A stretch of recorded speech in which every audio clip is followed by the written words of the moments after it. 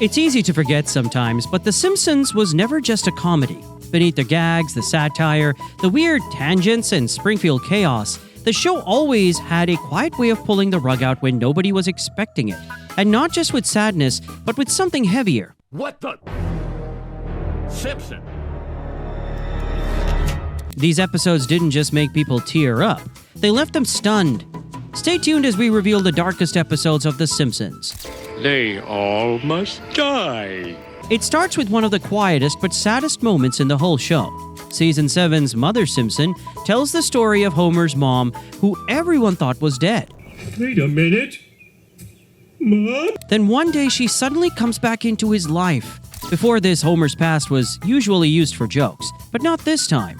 This time it felt real. He meets his mom again, hears what happened to her, spends time with her for the first time as an adult, and then she has to leave.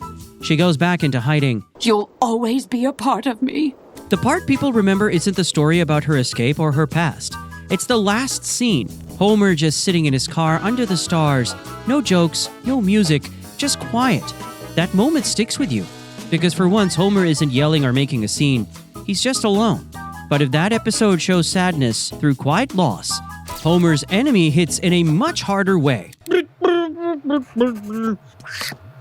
It's colder, sharper. It's about Frank Grimes, a man who worked hard all his life, did everything right, and still got nothing. Then he meets Homer, who's lazy, careless, and somehow always fine. And that difference destroys him. Oh, I'm sorry. Grimes isn't just another character. He's the one who says what no one else does, that the world doesn't always reward good people, and the show doesn't fix that. It lets it get worse. Grimes loses his mind, mocks Homer to make a point, and dies because of it. Look at me! I'm a worthless employee, just like Homer Simpson! At his funeral, people laugh, and Homer sleeps through it. It's one of the darkest jokes in the show. But really, it's not a joke. It's a story about how unfair life can be, and it doesn't try to soften the truth. Then there's the episode that goes even deeper. Bart Sells His Soul. It starts with a silly idea, Bart selling his soul to Milhouse for $5. But what happens next is heavy. Bart doesn't just give away a piece of paper, he starts to feel empty. Doors won't open for him, he can't see his breath on glass, he doesn't laugh, and everything starts to feel strange. I know that's funny. The episode is full of silence and strange music. The streets feel too quiet. Nothing feels right. Lisa talks about how even if the soul isn't real, it still matters. That part hits hard. Bart doesn't get his soul back at the end. And he never talks about how it felt.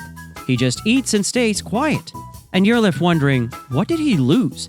And what did he really get back? The show doesn't always tell stories in strange ways like that. Sometimes it's just simple and sad. Alone Again, Natura-Diddily is one of those episodes that changes the whole show. Maud Flanders dies. Not in some big story, she just gets hit by a t-shirt cannon and falls. That's it. She's gone. And Ned is left alone. This feels so disloyal to Maud. The episode mixes some jokes in, like usual, but the sadness doesn't go away. Ned prays, he cries, he questions why this happened. People try to cheer him up, but it doesn't help. You can tell this is different. This isn't one of those deaths where everything is back to normal by next week. This time, it sticks, and it hurts. Right back at you, buddy. But the darkest stories aren't always about death. Sometimes they're about the little moments that don't go right.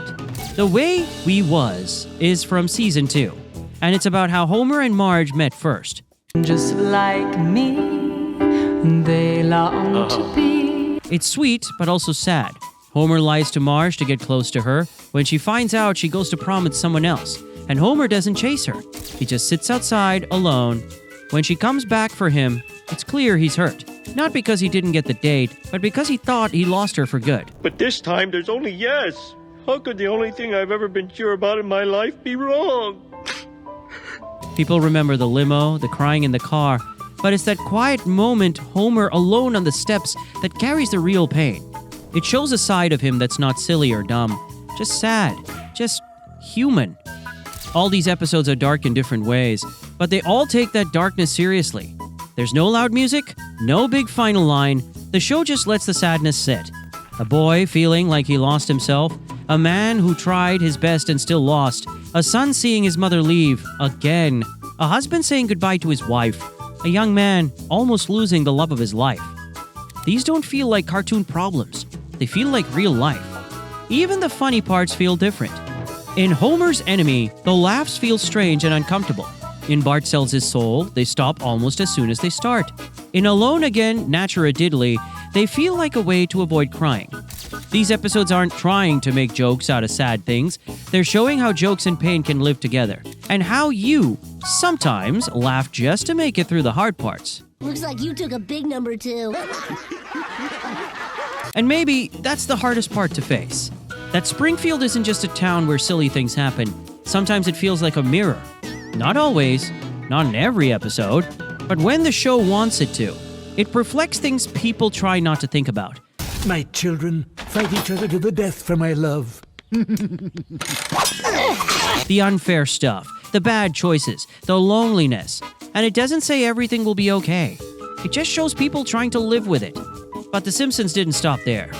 The sadness kept growing, not always through death or loss, but through distance, broken memories, and the slow pain of people drifting apart. And in some episodes, that pain didn't shout or cry. It just waited quietly. Take Make Room for Lisa. On the outside, it's about Homer and Lisa floating in sensory deprivation tanks. But underneath, it's about something deeper. Lisa's stress isn't from school or friends, it's from Homer. He's loud, careless, and doesn't listen. He takes over her room for a silly radio tower and doesn't even see how much it hurts her. But inside the tank, something changes. Homer sees strange images, not funny ones, but ones filled with guilt. He remembers times when he let Lisa down, times when she needed a dad and got a clown instead. For once, he sees it from her point of view. And when they meet again, the apology isn't big. It's quiet, sad. Just Homer's starting to understand that love isn't enough if you don't notice the people you love. The episode ends with Lisa leaning on him, and him sitting still, not talking, not joking, like he knows he has a lot to make up for. Not to me, Dad. And then there's Eternal Moonshine of the Simpson Mind, which goes even deeper. Homer wakes up and can't remember what happened the day before. He thinks he might have done something terrible to Marge. What follows isn't funny. It's scary and confusing.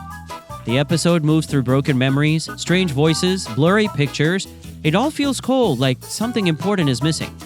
Homer isn't scared because he might be in trouble. He's scared because he might have hurt someone he loves and can't remember how or why. Homie, this is your party. The twist at the end, Marge was planning a surprise party, changes the story. But the journey there is heavy in a way that most shows never try. Because it's not really about the party, it's about how easy it is to forget, and how hard it is to trust your own mind. But not all pain comes from fear. Some of it comes from giving things up. And Maggie Makes Three tells a story that surprises people. Starts off happy. Homer finally gets his dream job at a bowling alley. He's smiling, he's full of life, everything feels good. Then Marge gets pregnant, again. And just like that, it's gone. Homer doesn't argue. He leaves the job he loves. He goes back to the power plant. He smiles through it. But the moment people remember comes at the end. Above his desk is a sign that says, "Don't forget, you're here forever." It should be a joke, but it's not. Homer covers it with pictures of Maggie, bit by bit. The message is clear. It now says something else. Do it for her. I keep them where I need the most cheering up. Nobody says the line. It's just shown. Quiet.